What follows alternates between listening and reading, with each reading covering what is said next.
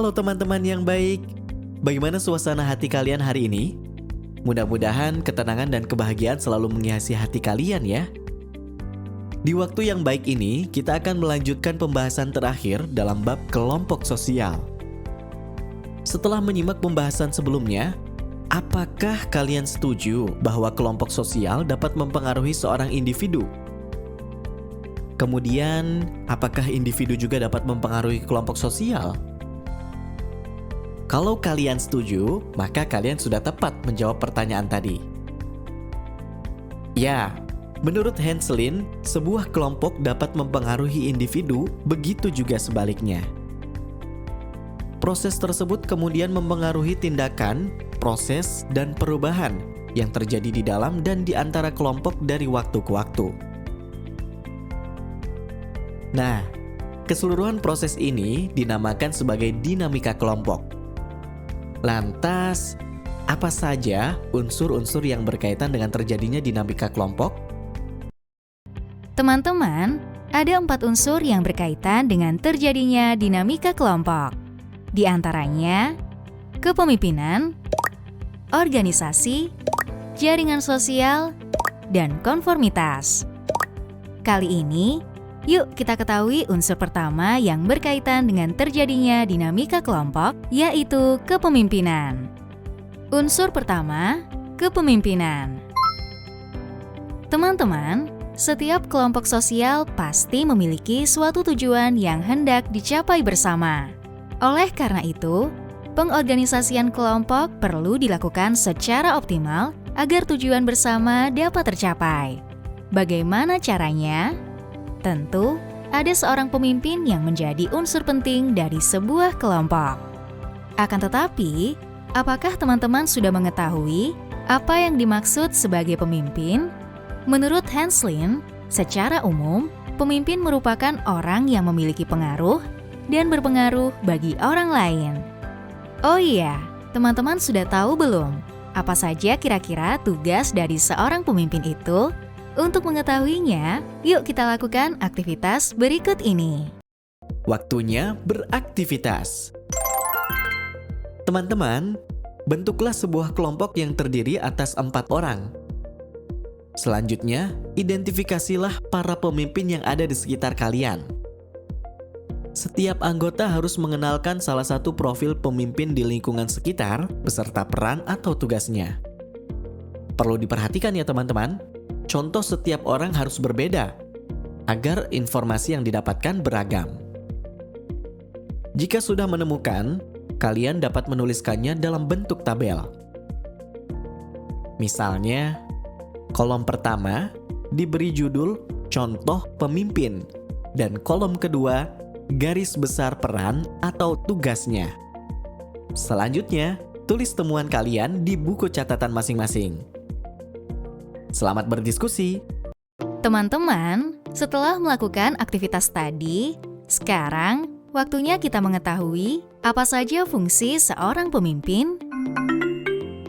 Fungsi pemimpin dalam sebuah kelompok secara garis besar dapat dibedakan menjadi 2. Pertama, instrumental, yang berarti berorientasi pada tujuan atau tugas. Fungsi ini diperlukan ketika kelompok menyelesaikan tugas untuk mencapai tujuan tertentu. Kedua, ekspresif, yang berarti tugas untuk memberikan dukungan emosional bagi anggotanya. Fungsi ini diperlukan ketika kelompok dihadapkan dengan masalah emosional, solidaritas, kerukunan, dan semangat kerja yang tinggi. Teman-teman, selain memiliki fungsi tertentu, setiap pemimpin juga memiliki cara memimpin yang berbeda-beda loh.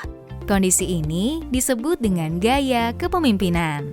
Beberapa gaya kepemimpinan secara umum diantaranya 1. Otoriter, yaitu pemimpin yang membuat semua keputusan sendiri dan anggota kelompok hanya melaksanakan tugas yang diberikan.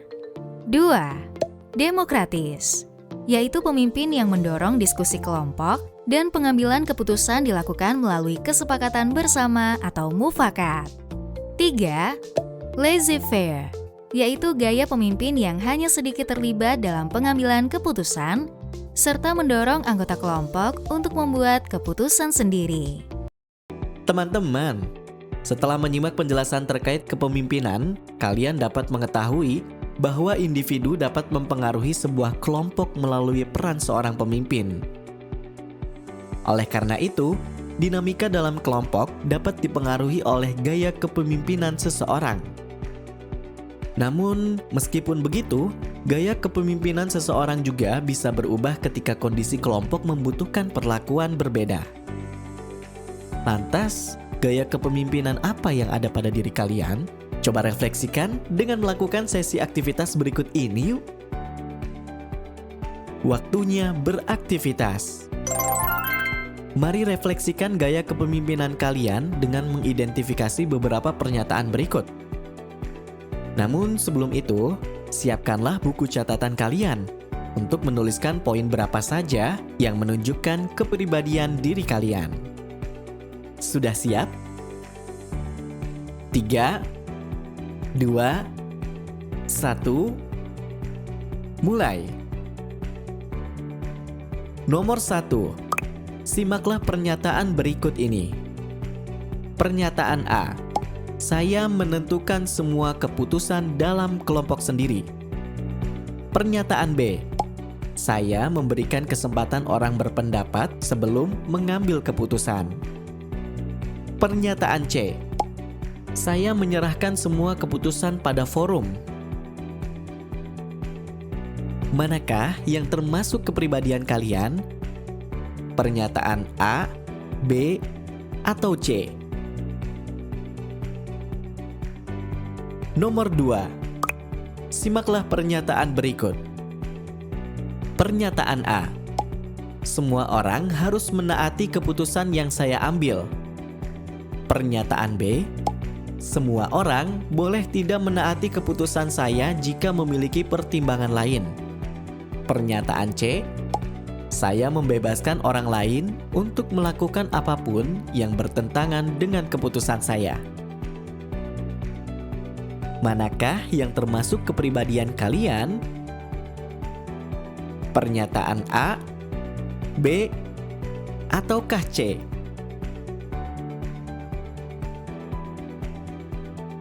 Teman-teman, pernyataan pada kolom mana yang paling banyak kalian miliki? Setelah memperoleh jawaban, coba refleksikan gaya kepemimpinan yang kalian miliki. Kemudian, refleksikan pula kelemahan dan kelebihan gaya kepemimpinan kalian. Kalian juga dapat melakukan penelusuran informasi lanjutan melalui berbagai sumber ya. Lalu kemukakanlah hasil refleksi kalian secara santun untuk memperoleh masukan dari guru dan teman-teman di kelas. Sesi aktivitas selesai. Teman-teman, pada audio ini selain materi yang sudah diberikan, kalian juga banyak melakukan aktivitas juga latihan. Bagaimana? Seru bukan? Tentu, materi selanjutnya akan lebih menyenangkan. Maka dari itu, sampai berjumpa di audio selanjutnya. Salam semangat. Teman-teman, selanjutnya kita akan mengetahui unsur dinamika kelompok yang kedua, yakni organisasi. Apakah kalian pernah mengikuti sebuah organisasi? Setelah menyimak pembahasan mengenai kelompok sosial, coba refleksikan pertanyaan berikut. Apakah kelompok sosial sama dengan organisasi? Teman-teman, jawablah pertanyaan tersebut sambil kalian turut menyimak penjelasan berikut ini ya.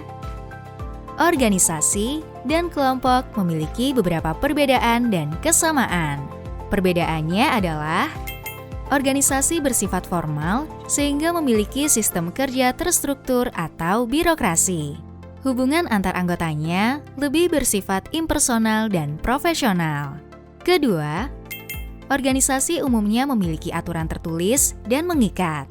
Dan yang ketiga, pembagian kerja pada organisasi jelas antara tugas dan juga wewenang antar anggotanya. Sedangkan untuk kesamaan organisasi dan kelompok antara lain, 1.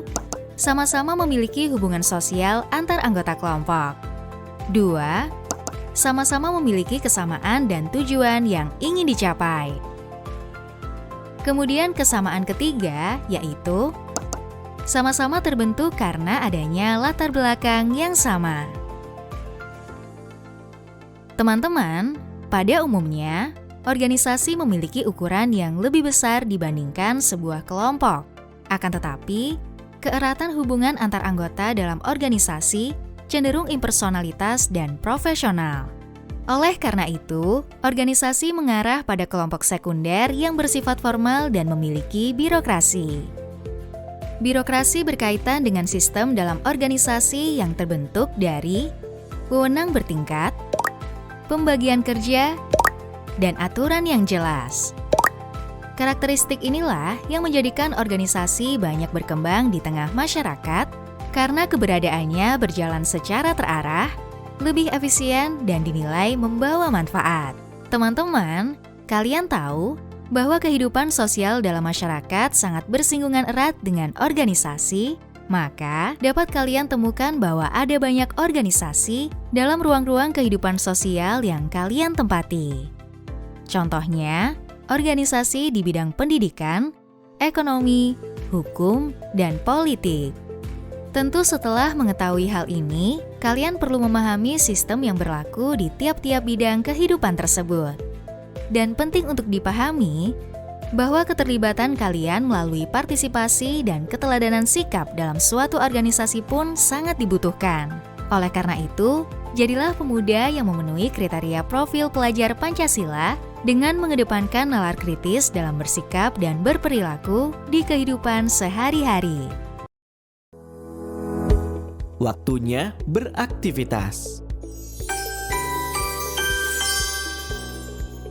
Teman-teman, setelah menyimak penjelasan mengenai organisasi dan birokrasi, kita akan menutup pembahasan pada audio kali ini dengan masuk ke dalam sesi aktivitas. Di aktivitas kali ini, lakukanlah penyelidikan berikut. Kalian tentu pernah mendengar istilah organisasi dan birokrasi, bukan? Salah satu organisasi yang paling dekat di lingkungan sekitar kalian adalah organisasi siswa intrasekolah atau OSIS. Pertanyaannya, apakah kalian terlibat aktif dalam kegiatan OSIS? Lantas, bagaimana sistem kerja birokrasi yang ada di dalamnya? Silakan kemukakan pendapat kalian dengan santun di kelas. Selanjutnya, lakukan aktivitas berikut. Langkah pertama, bentuklah kelompok yang terdiri atas 4 orang.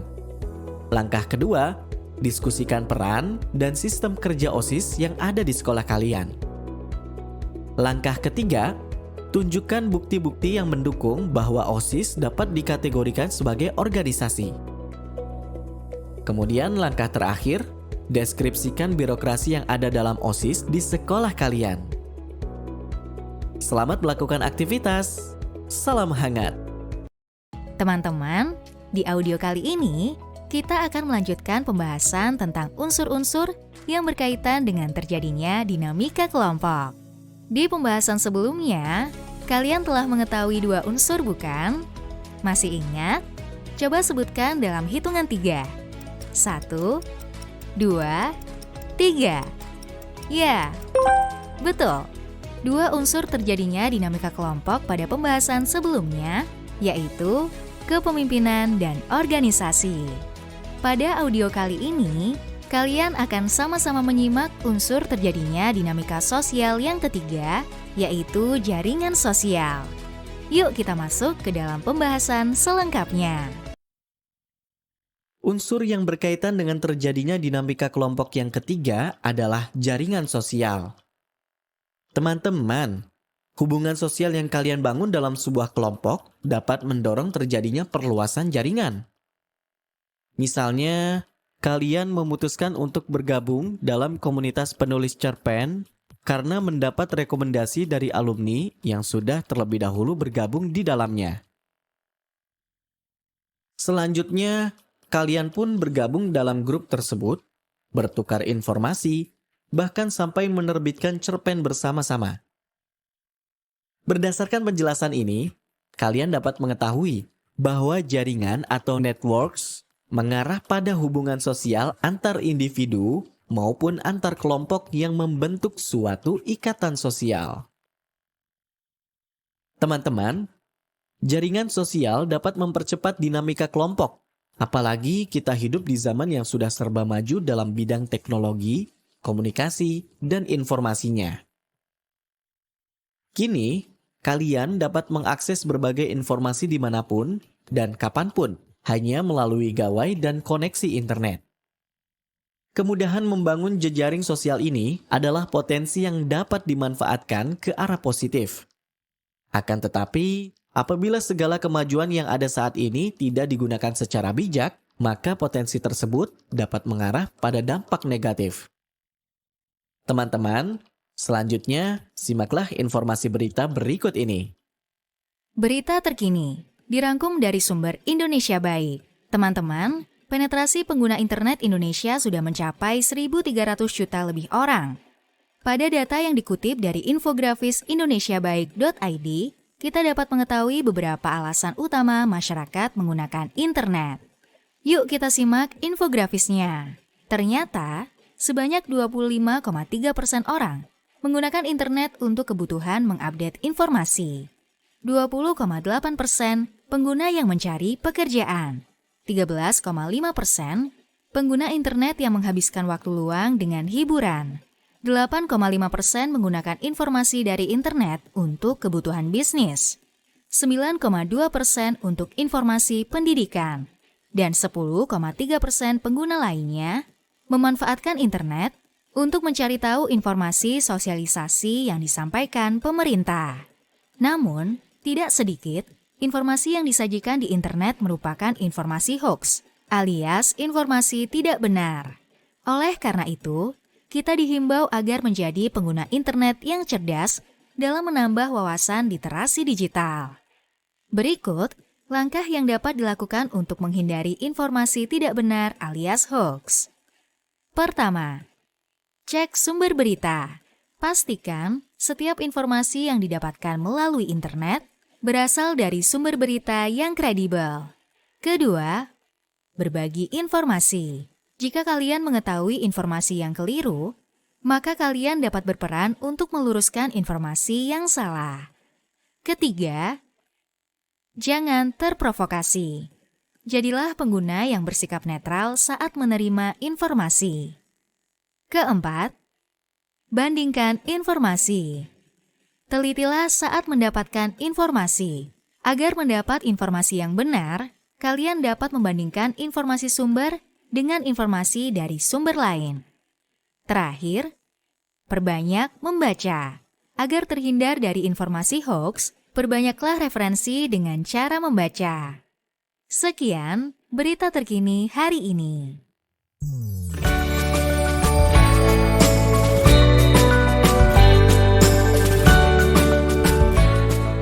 Teman-teman, informasi dan komunikasi semakin memudahkan kita membangun jejaring sosial. Kondisi tersebut dapat kalian diamati pada grup-grup saluran komunikasi dan media sosial yang kalian miliki. Tentu, keberadaan grup-grup tersebut akan mempermudah dan mempercepat penyebaran informasi di sekitar kalian. Oleh karena itu, dalam mengakses internet, kalian perlu berhati-hati, yaitu dengan bersikap kritis. Tujuannya, agar kalian tidak terpengaruh dengan berita bohong yang tersebar dari saluran-saluran tersebut. Selain itu, kalian juga harus memiliki wawasan kebangsaan global agar mampu memanfaatkan informasi dari luar secara bijak dan terus memelihara nilai-nilai budaya bangsa Indonesia. Oh iya, dari sekilas berita tadi, coba kalian identifikasi apa saja dampak positif dan negatif aktivitas masyarakat dalam mengakses internet? Silahkan tulis di buku catatan kalian masing-masing dan berdiskusilah bersama guru, juga teman di kelas ya. Selamat mengerjakan. Teman-teman, sekarang kita sudah sampai di poin keempat dari unsur dinamika kelompok. Ada yang sudah tahu apa jawabannya? Ya, unsur yang mendorong dinamika kelompok yang keempat adalah konformitas. Teman-teman, kalian sudah mengetahui bahwa sebuah kelompok akan terus berkembang karena terdapat dinamika sosial di dalamnya. Selain itu, kelompok juga berpengaruh penting dalam pembentukan sikap atau perilaku para anggotanya. Kondisi ini tentu tidak selalu membawa dampak positif. Terkadang, hubungan sosial yang dibangun justru mengarah pada dampak negatif. Misalnya, terdapat anggota kelompok yang tidak menaati nilai dan norma yang berlaku. Kelompok sosial justru menekan anggotanya untuk menaati atau bersikap sesuai nilai dan norma tertentu. Oleh karena itu, konformitas dalam dinamika kelompok sosial menjadi penting untuk kita pelajari. Ngomong-ngomong, kalian sudah tahu apa itu konformitas? Konformitas merupakan proses mempertahankan atau mengubah perilaku untuk mematuhi nilai dan norma yang berlaku. Hal ini karena, agar dapat diterima kelompok, seorang individu harus beradaptasi dengan bersikap sesuai harapan kelompoknya. Akan tetapi, pada kondisi tertentu, seseorang juga bisa mempertahankan pandangan pribadinya dan menentang sikap yang diharapkan oleh kelompoknya. Misalnya, kita lihat fenomena body shaming atau menghina kondisi fisik orang lain. Pelaku body shaming biasanya memiliki standar kecantikan tertentu, dan ketika body shaming terjadi dalam sebuah kelompok, korban dan beberapa anggota lain mungkin tetap diam dan menerima perbuatan tersebut. Bahkan, sebagian korban mungkin akan berupaya melakukan berbagai cara agar penampilan dirinya berubah dan bisa diterima sesuai standar kecantikan kelompok tersebut. Akan tetapi, pada kondisi tertentu, korban dan anggota kelompok lain dapat mengambil sikap untuk menentang perbuatan tersebut. Inilah yang disebut sebagai konformitas.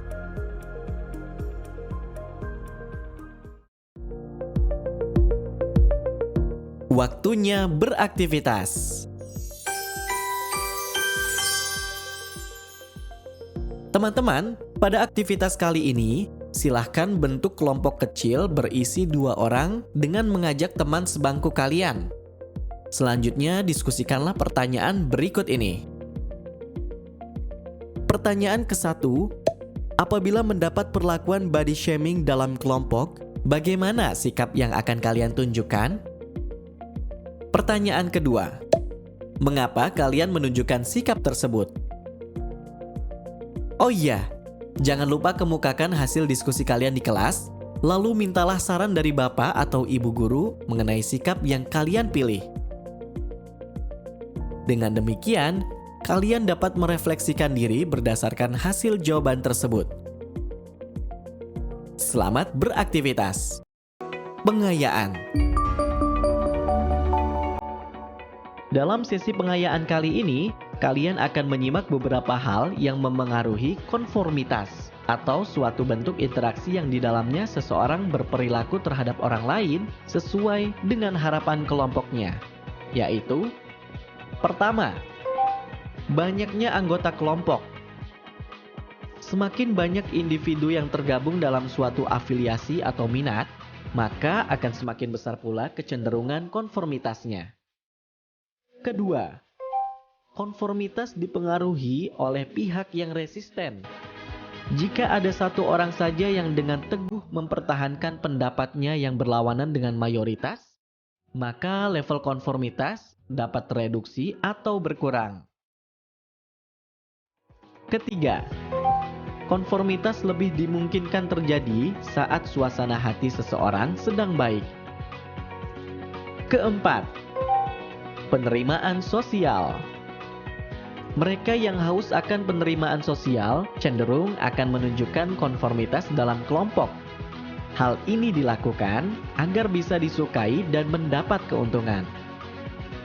Kelima, budaya setempat.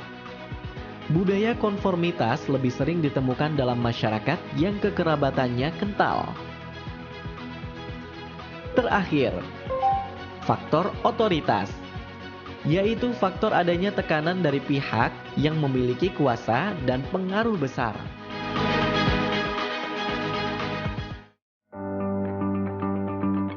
Konsep kunci. Teman-teman, konsep kunci pada bab dinamika kelompok kali ini terdiri dari 5 poin. Yuk simak baik-baik.